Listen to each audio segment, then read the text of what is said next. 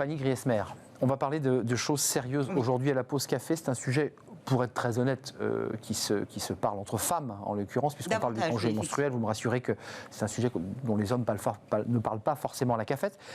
D'abord, c'est quoi ce congé menstruel et quel est le problème? Quelle est la source du problème? La source du problème, c'est que plus d'une femme sur deux souffrirait de dysménorrhée, un mot un petit peu barbare, hein, c'est-à-dire de règles douloureuses, des douleurs violentes qui peuvent être particulièrement handicapantes, notamment lorsqu'il s'agit de travailler.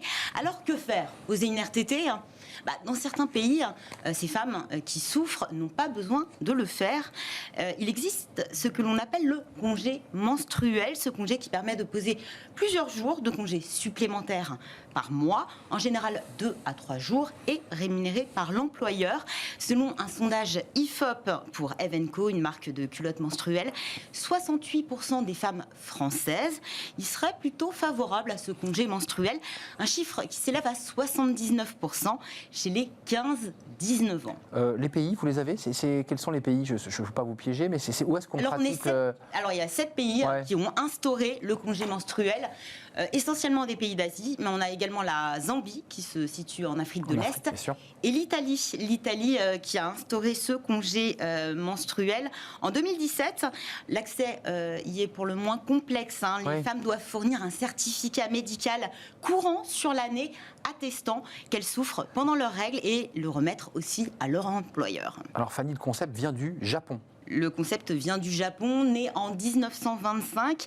À l'origine, pour limiter les fausses couches chez les ouvrières qui travaillaient alors beaucoup dans des conditions difficiles. Bien sûr. On attend 1947 pour que le congé menstruel, comme il est en vigueur aujourd'hui, soit officialisé. 1948, c'est l'Indonésie qui lui emboîte le pas. Toute femme peut alors bénéficier de 2 jours de congé par mois, congé payé, sauf que depuis 2003, l'employeur n'est plus obligé de payer ses congés. Et les femmes qui le demandent doivent passer un examen médical qui prouve bel et bien qu'elles ont leurs règles. Pas simple. Donc il faut aller justifier pendant ces règles qu'on les a bien devant un médecin. Qu'on les a. Et qu'on souffre. Et qu'on souffre. Et après, on remet le certificat médical à l'employeur. Donc un léger recul quand même sur ce qui avait été fait. On recule. Totalement. Il faut montrer. Surtout que l'idée fait globalement débat, y compris chez les femmes et chez les féministes. Alors certains y voient une avancée sur la condition féminine, alors que les règles, c'est vrai, restent vraiment tabous, notamment au sein de l'entreprise. D'autres s'inquiètent des potentielles répercussions sur la vie professionnelle des femmes. Ou plutôt ces congés menstruels, ce sont des congés payés supplémentaires. Le risque, ce serait donc de conduire les recruteurs à favoriser l'embauche d'hommes, et donc par extension, cela pourrait aussi renforcer ce fameux plafond de verre, celui qui empêche certaines femmes d'accéder aux professions supérieures. Alors c'est vrai qu'au-delà de l'esprit même du congé, il y a des questions très pratiques qui se posent et qui effectivement peuvent remettre en cause l'idée même d'un droit opposable au congé menstruel prévu dans le Code du travail. Tout d'abord, comment évaluer la douleur? Ça, c'est pas qu'une question de menstruation, au global.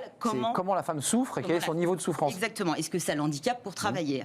Comment établir une durée type de congé alors que toutes les femmes n'ont pas la même durée de cycle menstruel?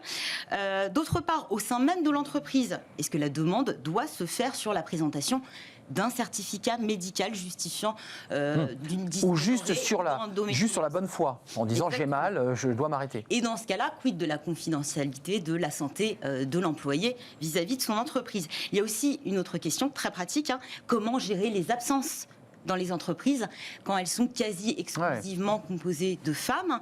Et puis, un autre point, et pas des moindres, qui prend la charge de ces congés? La sécurité sociale ou l'employeur? Bien sûr. Il y a une alternative ou pas possible? Alors, on y pense beaucoup en ce moment, puisqu'on est tous un peu dans ce cas-là. Le télétravail, qui permettrait effectivement de ne pas s'absenter de l'entreprise, de continuer ses activités, tout en étant dans le confort de son foyer. Enfin, quand on souffre de la même manière à la maison que au travail. Oui, c'est un petit peu plus confortable de rester chez soi. C'est vrai.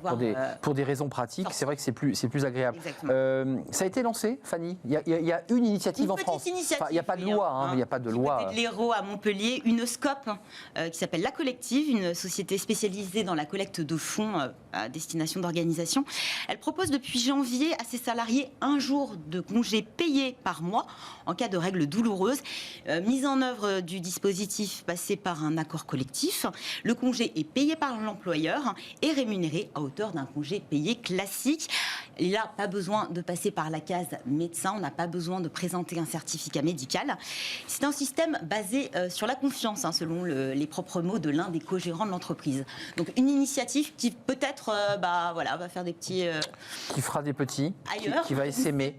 En tout cas, il n'y a pas de projet de loi, il n'y a pas de proposition de loi sur le sujet. Le débat revient régulièrement. La dernière fois, globalement, c'était en 2017 quand l'Italie a voté ce fameux congé menstruel. Qui a relancé la question en France avec la question que vous soulevez qui est à qui paiera, l'employeur ou la Sécu, et la question évidemment de la justification qui est quand même assez humiliant pour la personne.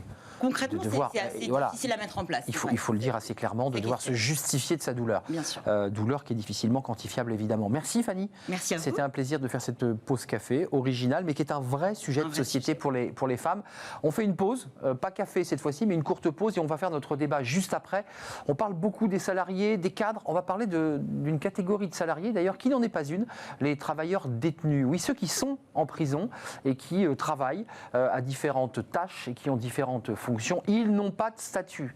Une révolution peut être menée par le garde des Sceaux qui est de leur proposer un contrat de travail. Ce n'est pas encore inscrit dans la loi. Et puis on va s'intéresser à la réinsertion parce que, évidemment, la sortie est toujours très complexe lorsqu'on sort de prison. On le sait, il est très difficile de trouver un emploi et un travail, comme si ces détenus étaient marqués finalement au fer rouge. On en parle dans quelques instants. C'est le thème de notre débat. À très vite, à tout de suite.